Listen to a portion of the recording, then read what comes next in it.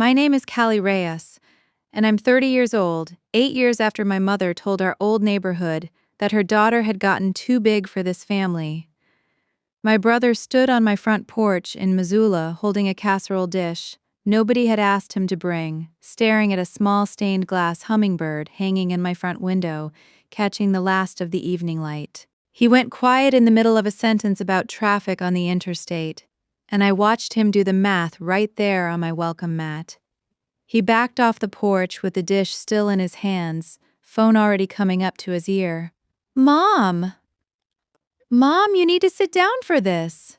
She never told us And that's exactly where the call cut off, because by then I was already standing in my own doorway, and the sight of me finished his sentence better than any words of his ever could have.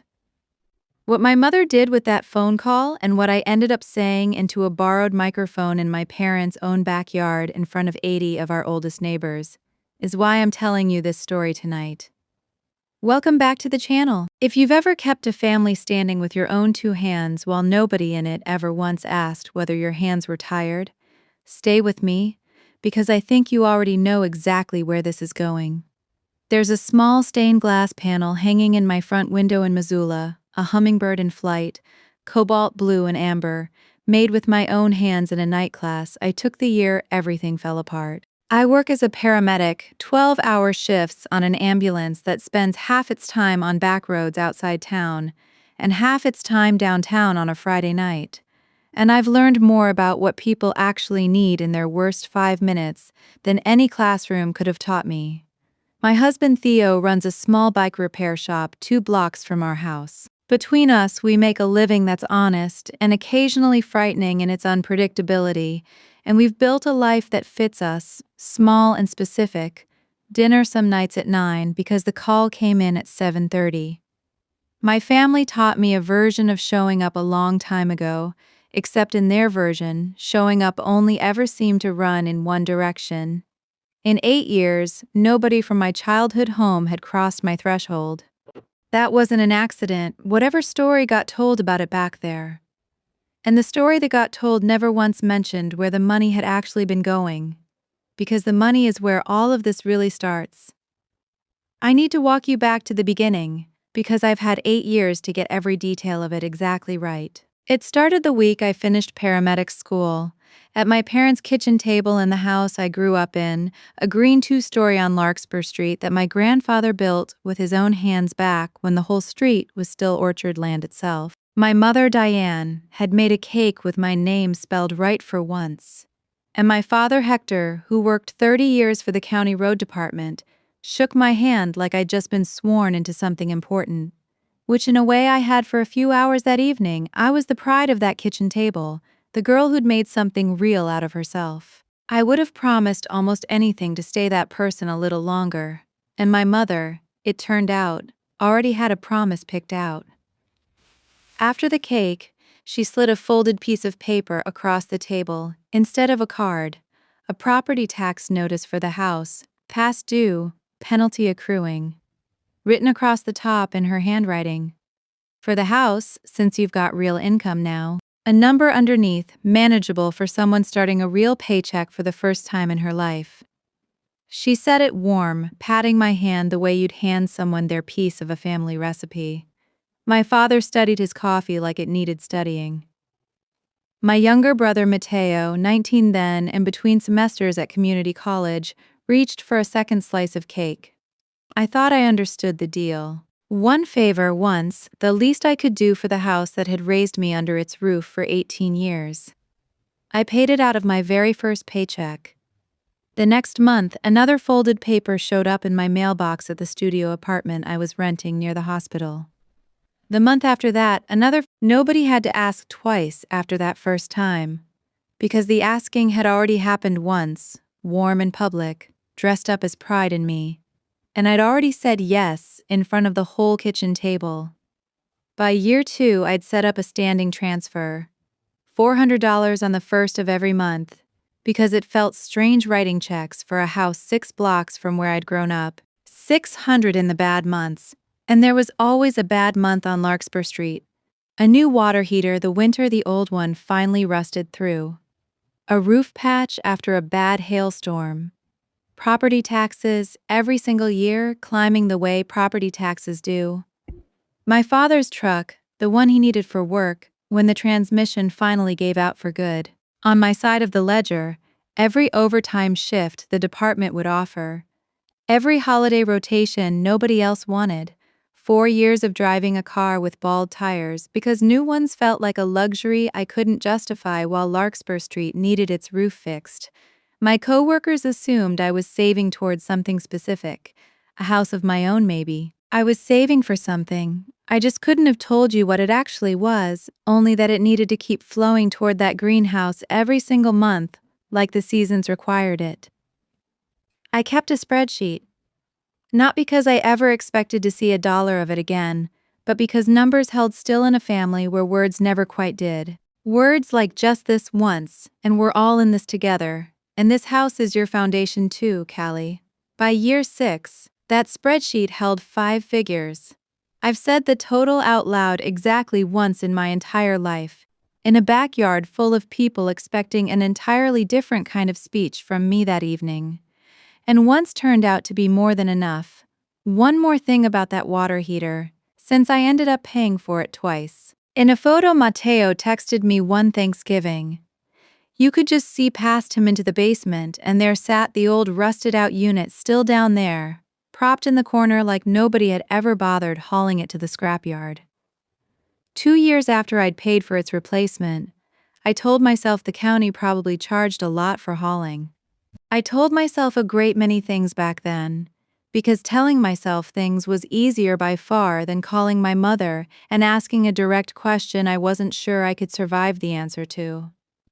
There were smaller asks too, scattered in between the big, obvious ones, the kind that don't look like much stacked one at a time and only reveal their real shape once you've laid the whole spreadsheet out end to end. $60 for a vet bill on the neighbor's dog my mother had somehow taken responsibility for feeding. $40 toward gas money the week my father drove the county truck to a training 2 towns over and the department's reimbursement was running slow. A contribution toward my parents' own 25th anniversary dinner, which I paid gladly at the time, glad to give them something nice, and only much later understood had been funded by the exact same kind of quiet request that made every other ask feel smaller by comparison, each one reasonable enough on its own that arguing over it would have felt petty. That was the whole design of it. Whether my mother built it that way on purpose or simply discovered it worked and kept using it. No single ask was ever quite large enough to fight over. It was only the sum of 8 years of them that eventually became something you could actually hold up to the light and see the true shape of.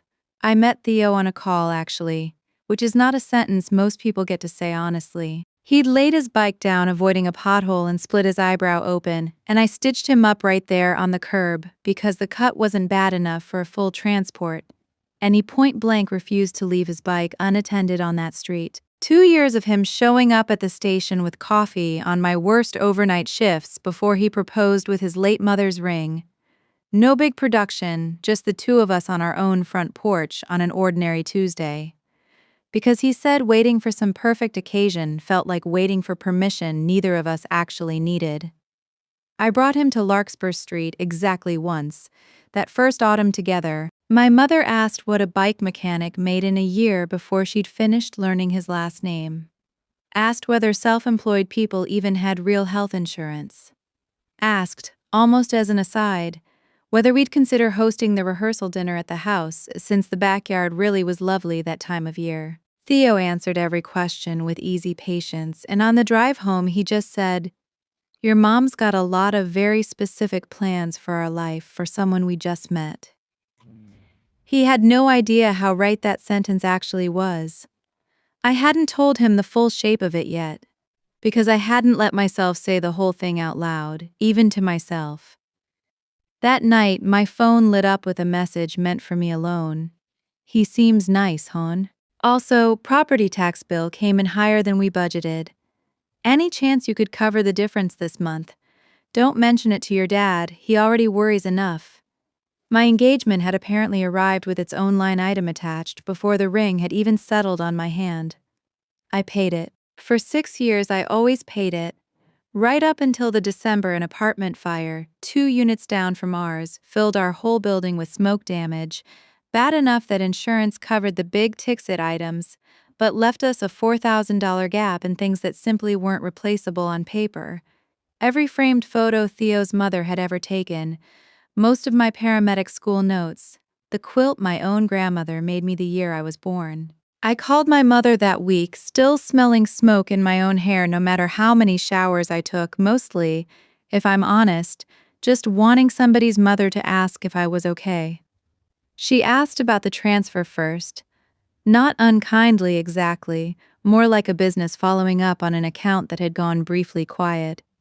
I told her about the fire, told her I might need a month, maybe 2, to cover our own gap before I could send anything to the house again.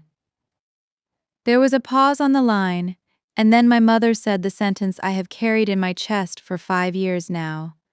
The one this whole story actually runs on. This house held this family together for 30 years, Callie. It doesn't stop needing us just because your building had a bad month. I stood in a hallway that still smelled faintly of smoke and apologized. I actually apologized for a fire I hadn't started, that had damaged things money could never actually replace. She accepted the apology the way you'd accept a payment finally clearing. We hung up like a business and a client, not like a mother who just learned her daughter had watched her own belongings go up in someone else's carelessness. What shames me now isn't that she said it.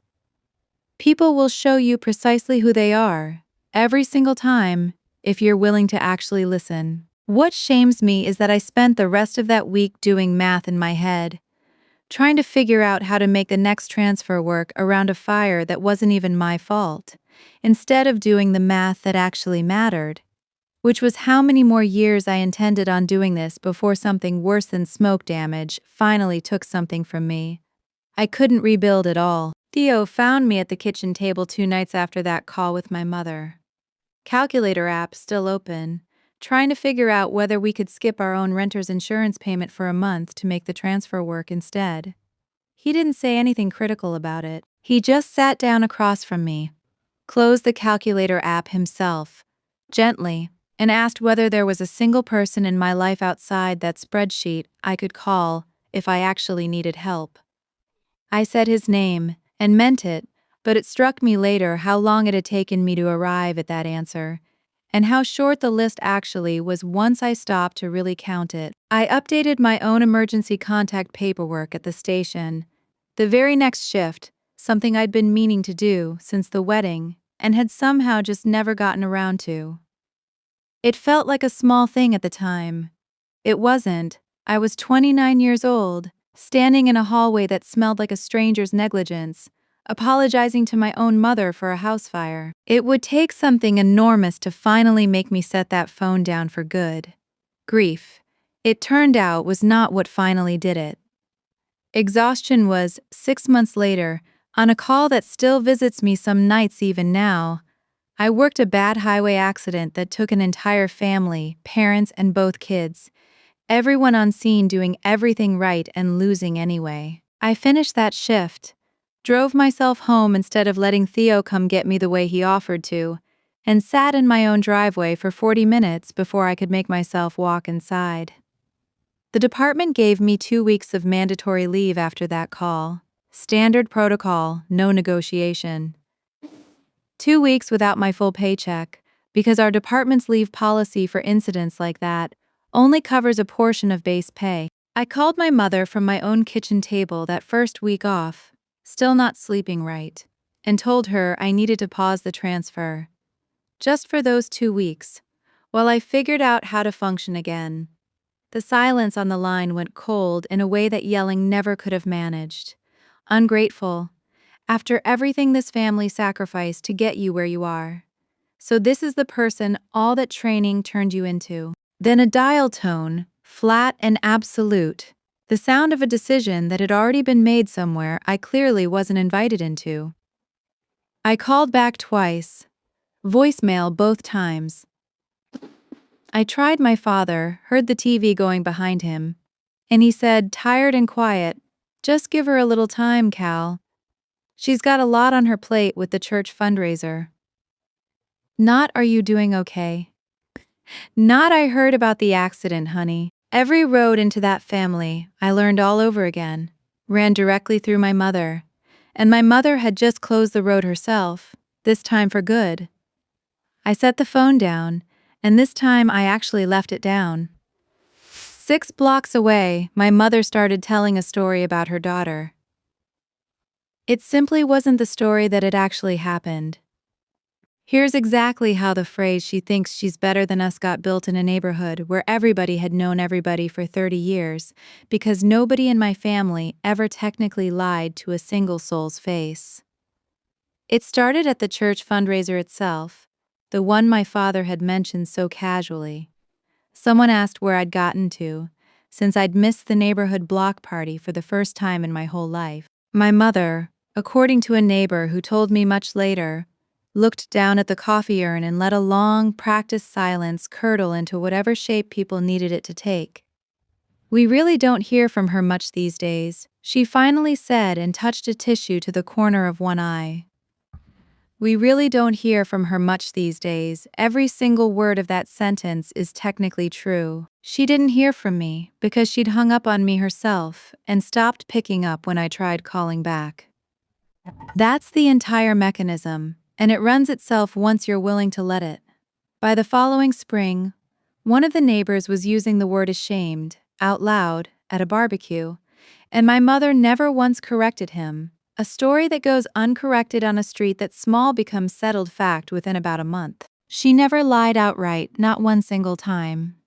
She simply declined over and over to say the one true sentence that would have fixed it, and dabbed her eyes at exactly the right moments and let a whole neighborhood write the rest of it for her, for free.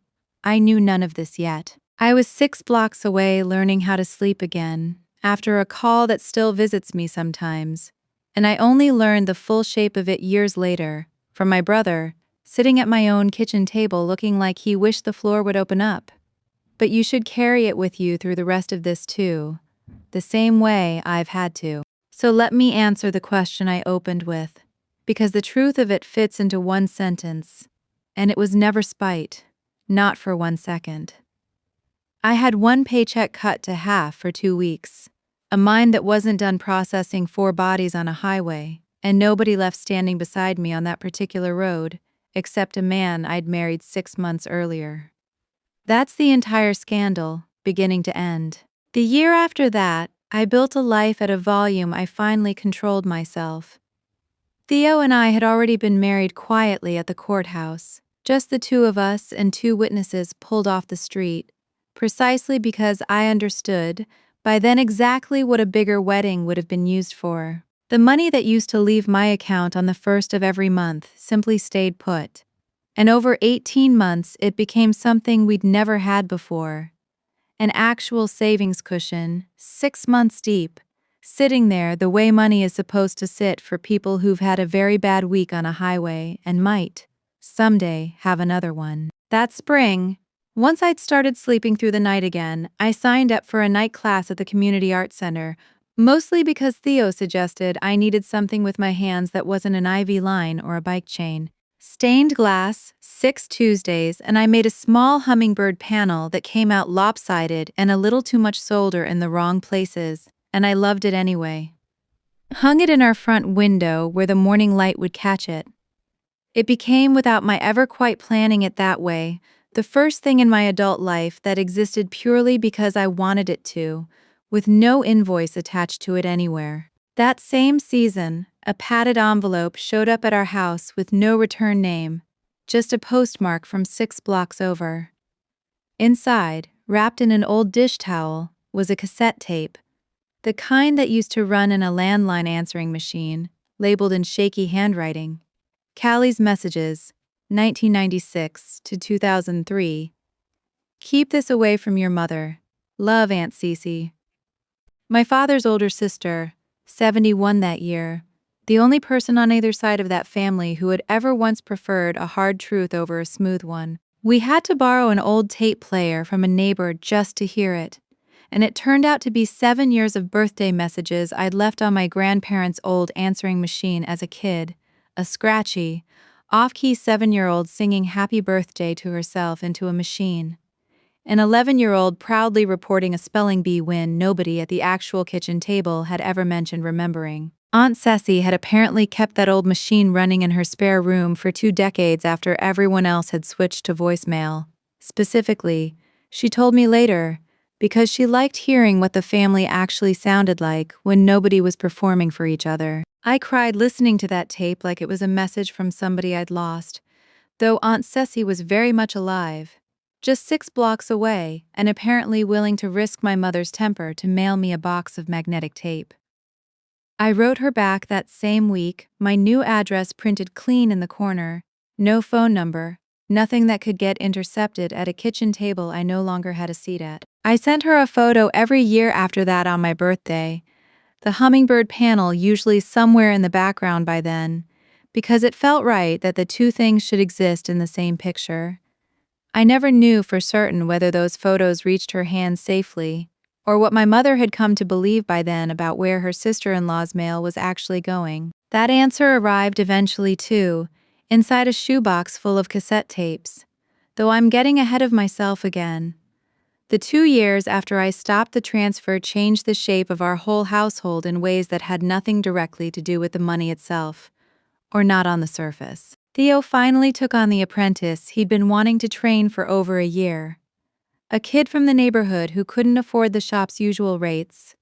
Work that paid us almost nothing for months, but that Theo came home from grinning about every single evening. We could suddenly afford to let him do it easily, and watching him teach that kid how to true a wheel taught me something about what all those years of transfers had actually been costing us that no spreadsheet could have shown me on its own.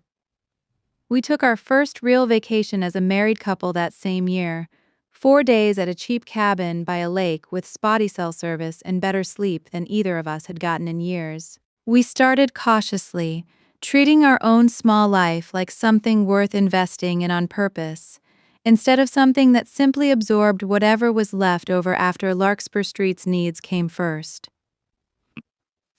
What I want you to understand about those 8 years is quieter than any single fight buried in the middle of them. Somewhere along the way, I stopped flinching every time my phone buzzed on the first of the month. Stopped running imaginary apologies through my head on the drive to the station.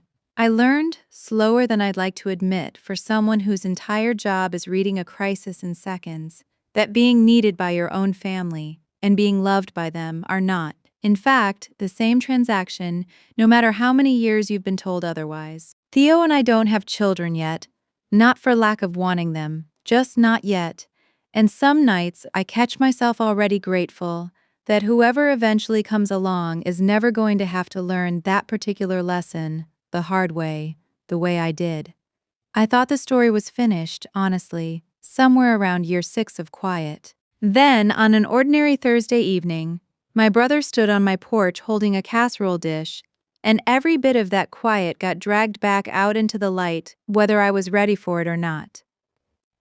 To make sense of that knock, you need the Larkspur Street side of it, which I only pieced together from Mateo afterward, in fragments, the way you hand back something you probably shouldn't have taken in the first place. In 8 years, the phrase "she thinks she's better than us" had grown its own small mythology on that street. There was a version where I'd married someone who cut me off from decent people. There was a version involving money troubles I was supposedly too proud to admit to anyone. My mother presided over every one of these versions exactly the same way, never confirming, never denying, glowing softly with a kind of patient, put upon grief that cost her absolutely nothing and paid out weekly in casseroles and sympathetic looks after church. It might have kept running forever like that, except my father had a small stroke that winter, mild thank God, full recovery expected. But it rattled something loose in Aunt Cece that she'd apparently been holding on to for years. She said it right there in his hospital room, in front of half the family, according to Mateo. I am not going to sit at another holiday table pretending I don't know exactly where that girl lives. Diane, not after watching my own brother nearly die without his daughter in the room. A room full of relatives, Mateo said, went completely silent, so watch closely what my mother needed at that moment because it was never actually her daughter back, not really. She'd had 8 years to want that and hadn't spent one of them trying. What she needed was to produce me publicly, on her own terms, as a rescue she could star in herself. The estranged daughter recovered, the mother vindicated at last, right on schedule for the 40th wedding anniversary party. She'd already started planning that spring. Within the week, Mateo, 27 now, working steady at the hardware store downtown, was handed my address on a slip of paper in our mother's careful hand and sent to drop off a casserole dish I honestly don't even remember lending anyone. He didn't ask where she'd gotten the address. He told me that much later, staring at coffee he never once drank. I should have asked first, Cal. I know that now. Hold on to that, because it matters more than he understood. Standing on my porch that evening, he drove over on a Thursday after work with the radio off, and you already know exactly what greeted him at my front door. Let me ask you something, the way I asked myself for the 6 days that followed. If the family that spent 8 years writing you out of their story finally invited you back into a room where everyone in it still believed that version completely, would you walk in? Type yes or no down in the comments, because by the end of tonight, you're going to know exactly what I chose, and precisely what it cost me. Let me be clear about the decision I actually landed on first, because it was never about drama, and it definitely wasn't about revenge. I decided I would not be attending my parents' 40th anniversary party, the backyard event my mother had apparently already been planning for months as her own grand comeback moment. What I actually wanted fit on an index card: Aunt Ceci's kitchen table. One quiet Sunday afternoon, no crowd, no casseroles, no neighbors serving quietly as jury. So I planned it the way I'd triage a scene: controlled, timed, minimal exposure. Drive over Sunday morning, straight to Aunt Ceci's little house 2 streets off Larkspur, nowhere near my parents' place. 2 hours home before my evening shift. I told Theo the plan the night before, while he packed us sandwiches like we were heading out on an actual expedition. And when your mother finds out you're back in the neighborhood, he said, word's gonna travel faster than you can drive it. Then I'll be gone before it catches up, I said, and mostly believed it. It was, as far as plans go, a decent one. It survived exactly one afternoon. Aunt Ceci's kitchen still smells like the same coffee she's brewed for 40 years. And she was already at the door before I'd even finished parking, wearing her good cardigan like the occasion deserved it. 71 years old, moving a little slower than the last time I'd seen her, but standing at that door like it cost her something real to wait there, instead of just opening it the second she heard my car. We spent the whole afternoon at that kitchen table, going through the shoebox of old cassette tapes together, her narrating each one like a woman giving testimony she'd been saving up for years. This one's you at 9, mad about a haircut, she'd say. And then we'd both laugh at 9-year-old me's genuine outrage over bangs I clearly had strong opinions about. Around 4 that afternoon, a car I recognized instantly from 30 years of Sunday dinners pulled into Aunt Cece's driveway. My mother's cousin Rhonda climbed out with a plate of cookies she was allegedly there to drop off. Cookies, Aunt Cece muttered, not moving from her chair. She's been meaning to bring me those since Easter, mark my words. Rhonda had heard through someone that Cece had company. She'd come to see exactly what kind. What kind was a 30-year-old woman sitting at a kitchen table laughing at a cassette tape of her own 9-year-old outrage over bangs. I watched my mother's cousin do the exact math Mateo would do just hours later on my porch. She didn't stay 10 minutes, hugged me on her way out. An inventory of my whole life disguised as warmth, said, eyes suspiciously bright. Well, don't you look wonderful?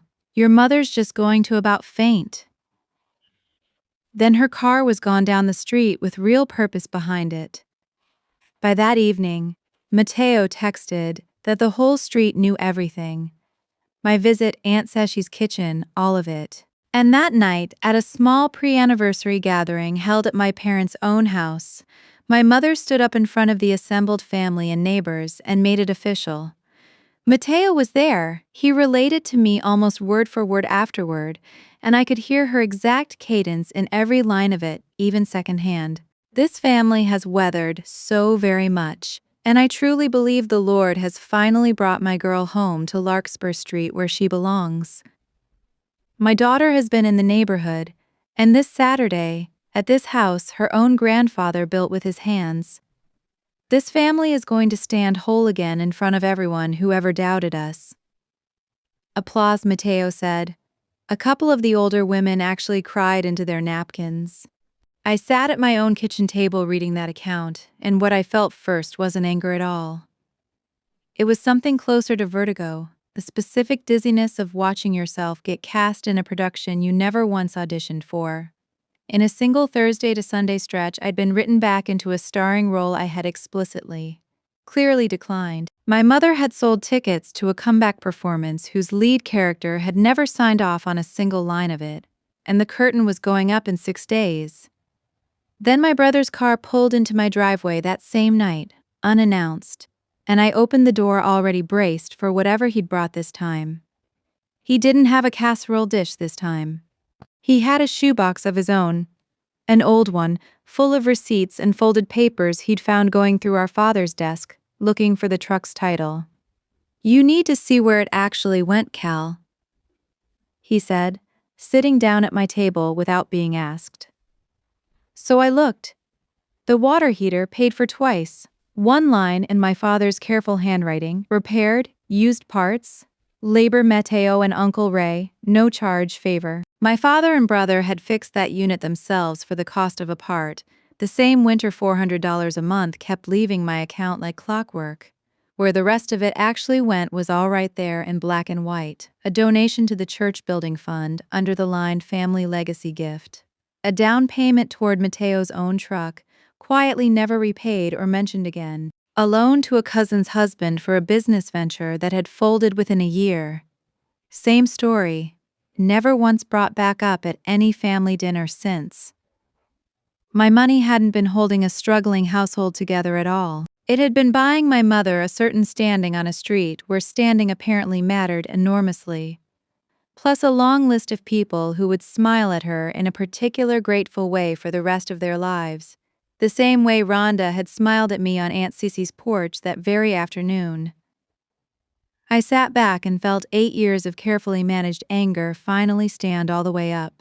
Then Mateo flipped the oldest paper in that shoebox, dated the year our mother turned 24, and pointed at a line that made the anger sit back down again, quieter than I expected it to.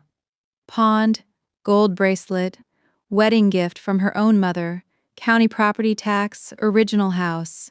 A number small enough to break your heart clean in half if you let it. My mother had been 24 years old, married 2 years, and pawned her own mother's bracelet to keep her husband's family home out of the county's hands, and nobody had ever once paid that debt back to her either. "She's not doing this to be cruel, Cal," Mateo said quietly, not quite meeting my eyes. "She's paying off a debt she genuinely believes every one of us automatically owes this house." It didn't excuse a single thing that had happened. It made the whole picture sadder instead of simpler, and heavier to carry into that Saturday. Understanding my mother's math didn't obligate me to keep serving as her currency for the rest of my life. But it did take pure revenge completely off the table for good. Whatever happened at that party, it was never going to be about winning.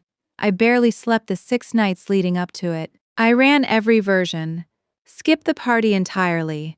Let the whole street absorb my absence however my mother chose to spin it, and she would spin it beautifully, some gentle sermon about a prodigal, not quite ready yet for the light. Or go, stand quietly at the back somewhere, be a silent exhibit at somebody else's carefully staged exhibition, buy 1 more year of peace at the same old rate. I was still turning it over Friday night, lying awake next to Theo, when he finally said, quiet in the dark, "Whatever you decide, Cal. I just don't want you carrying this specific weight for another 8 years." That sentence settled something in me that 6 days of arguing with myself hadn't managed to settle at all. I got up, went and stood at the front window where the hummingbird panel hung dark against the night glass, and said it out loud to nobody at all in that quiet house. I decided to go to the anniversary party. Let me tell you how I actually got ready. because it's the part of this I'm proudest of. I didn't print a single page of that spreadsheet. 8 years of transfer records stayed in a drawer at home, exactly where I left them on purpose. I wasn't going to stand in my parents' backyard waving paperwork around like evidence at a hearing. Ledgers were my mother's native language, and I was finished speaking it just to prove a point to a crowd of neighbors. I didn't write out a speech either. I know exactly what I sound like reading off notes, and I knew precisely what the truth sounded like after 8 years of carrying it word perfect with nowhere to actually say it out loud. There was no rehearsal necessary, because there had been nothing but rehearsal. Every single first of the month, every unanswered card, every quiet birthday. Instead, I did small, true things. I pressed a plain green dress that fought me the entire time. Let Theo pick the tie he liked best, even though it clashed slightly with everything else, because he'd earned that small choice after 6 days of steadying me. I slipped a tiny scrap of leftover cobalt glass from the Hummingbird project into my coat pocket. Nothing anyone else would ever see, just something solid to hold onto with one hand if I needed it. Saturday morning I texted Mateo, chair near the shade for Aunt Sissy, her hip acts up in the heat. Theo and I will be right behind her. He wrote back almost instantly, done. And Cal, I mean it, I'm glad you're actually coming. I checked my own pulse against my watch out of pure work habit before we left the house, and found it entirely steady, which is the strangest true detail I own from that whole morning. I wasn't walking in with evidence. I was walking in with myself, whole. And that was the one thing nobody on that street had ever once accounted for. My parents' backyard on Larkspur Street holds maybe 80 people comfortably on a normal day. And that Saturday, it held every one of those 80-plus folding chairs borrowed from the church. String lights looped between the same 2 maple trees that had shaded my whole childhood, a banner strung across the porch rail. 40 years, welcome home family, clearly ordered from the same print shop that did the church bulletins. We arrived during a neighbor's toast and slid into the seats Mateo had guarded with his whole body. Aunt Stacey in the shade, cane hooked over her chair, her good cardigan again. Theo and I right behind her. Half the yard turned to look, faces I'd known my entire life, and the temperature of all that looking was complicated in a way I still don't have one clean word for. My father stood near the grill, cap in both hands, the exact way he stands at funerals, still moving a little carefully from his winter in the hospital. And my mother wore her good navy dress and held a borrowed microphone like a woman who had run this exact kind of moment before, because she absolutely had dozens of times at every church supper and neighborhood gathering for years. She thanked God for 40 years of marriage and hardship that always, eventually turns to joy. Pressed a tissue to dry eyes at intervals a metronome would have envied. My daughter, she said, has finally come home.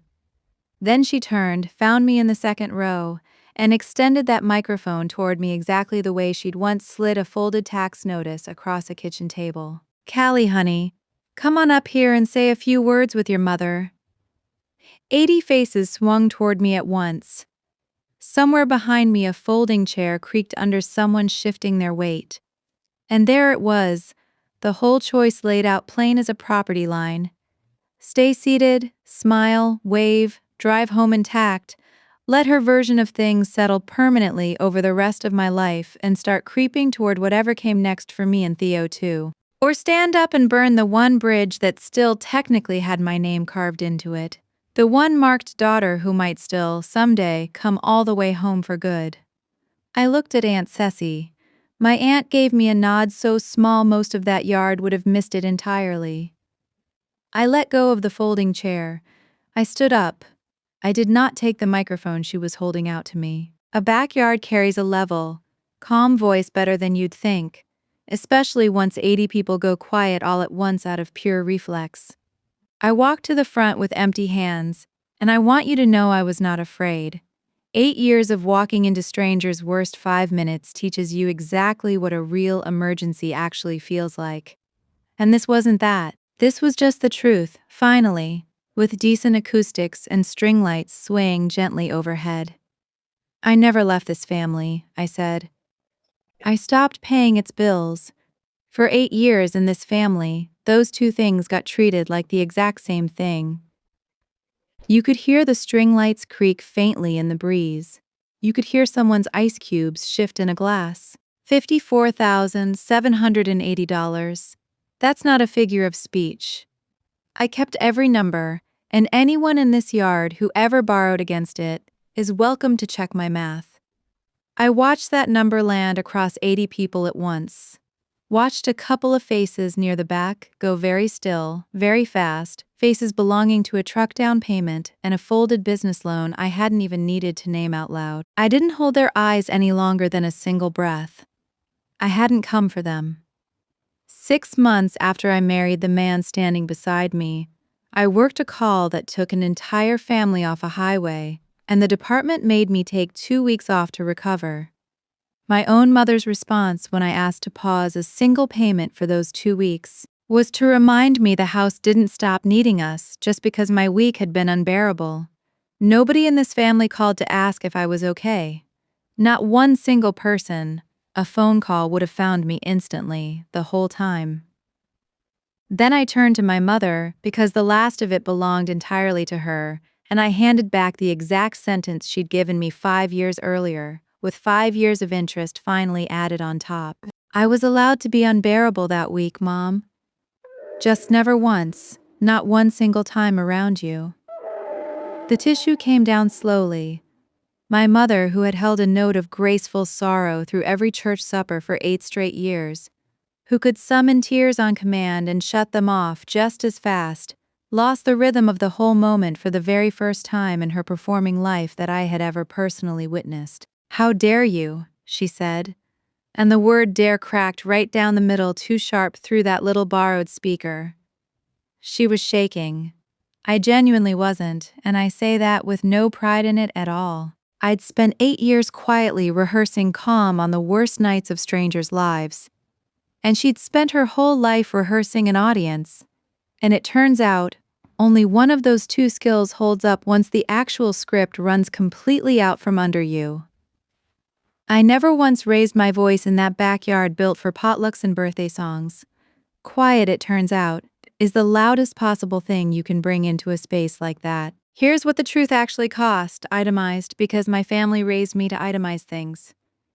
The crowd split like water moving around a stone, right there in front of me.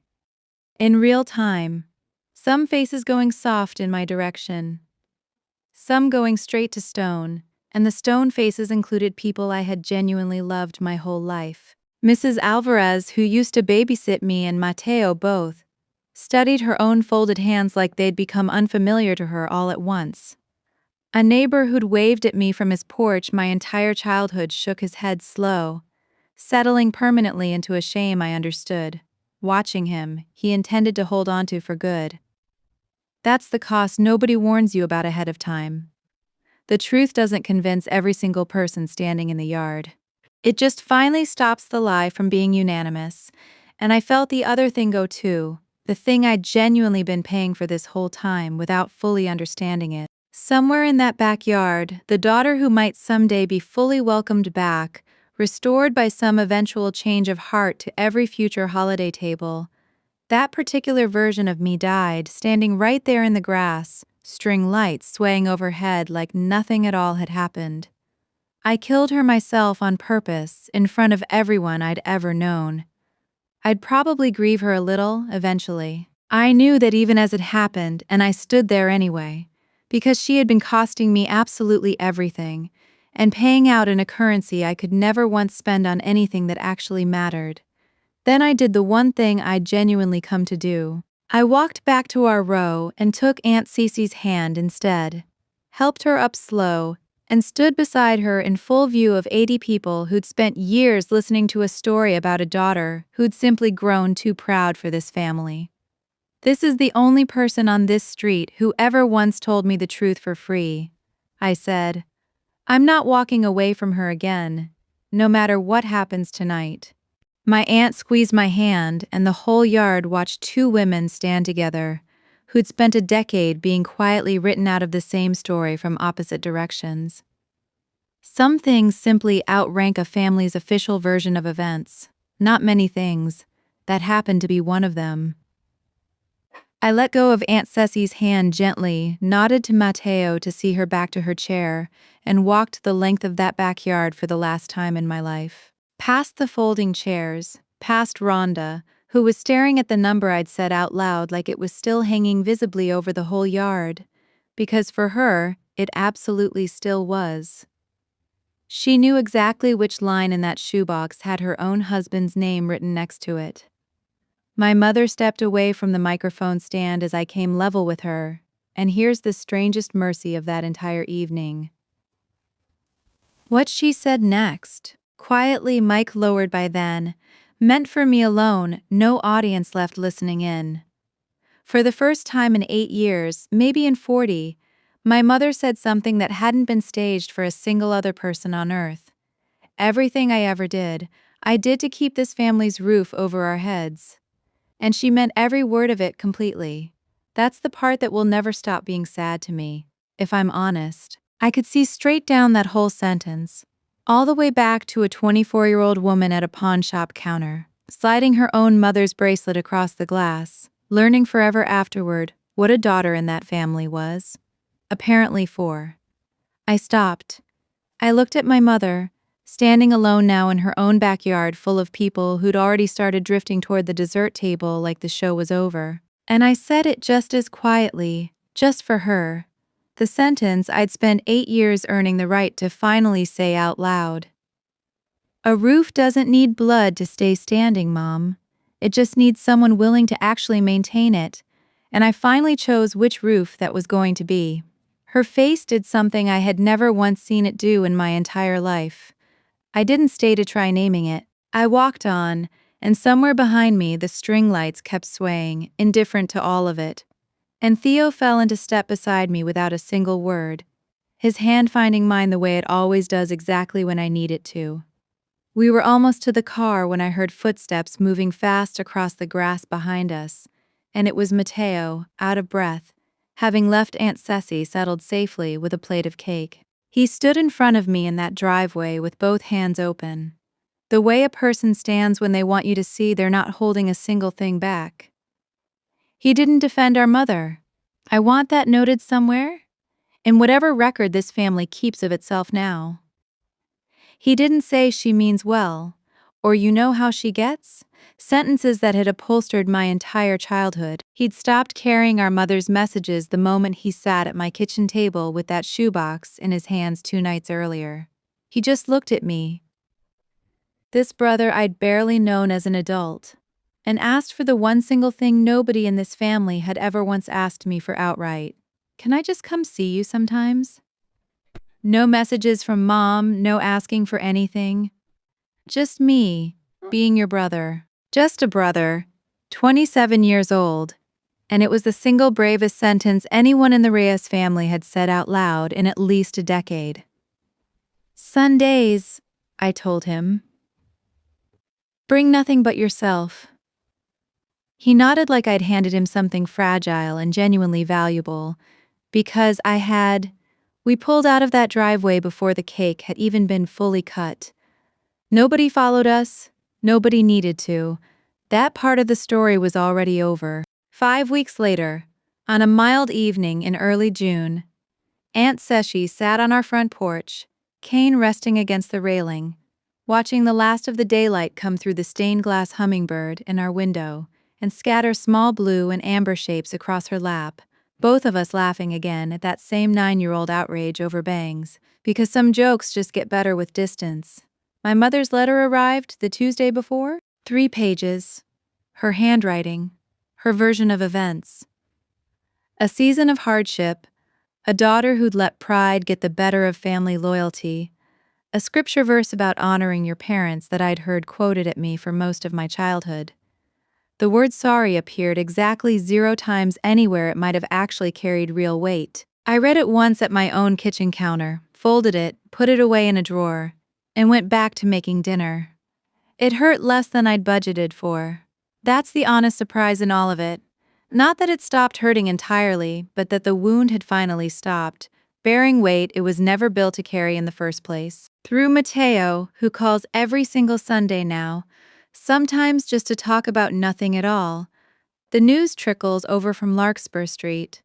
My mother stepped back from managing the household finances entirely, citing her nerves after everything with Dad's health. A few relatives who'd quietly borrowed against my money over the years have started pressing small unasked for cash into Aunt Ceci's hands, and she takes it without a word and buys blank cassette tapes with it. Of all things. Though nobody's entirely sure why anymore. Rhonda still runs the neighborhood phone tree every Sunday afternoon like clockwork. The machine keeps right on running. It simply runs without me anywhere inside it now. My father sent a card of his own eventually. Inside in pencil, one single line, I should have asked if you were okay after that highway call. I'm sorry, Cal. I've kept it in the same drawer as the other letter. I haven't written back yet. Some roofs take more than one season before they're ready to hold real weight again, and I'm finally allowed to take my time with that.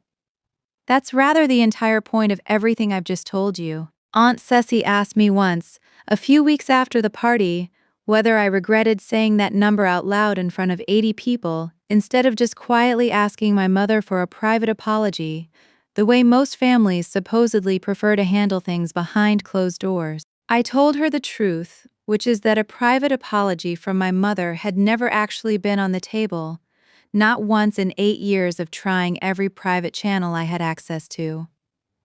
What had been on the table, the only thing that was ever really on offer, was a version of me quiet enough to keep her story running smoothly for another 40 years. I wasn't willing to keep playing that part just to spare a backyard full of people the discomfort of hearing the truth for once in their lives. She was quiet on her end of the porch for a long moment, and then she just said, "Your grandfather built that house with his own 2 hands, Callie. He never once cared for people who stayed quiet either."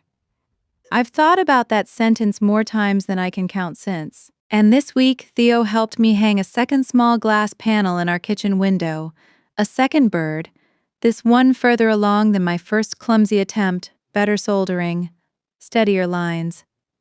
Aunt Ceci says the two of them look like they're finally keeping each other company. I've decided she's completely right about that too. If you've ever had to keep paying into a story you never once agreed to be a character in, take that as your sign tonight. And if somebody you love needs to hear this too, go ahead and send it their way. Drop a comment below and let me know where you're watching from. I read every single one.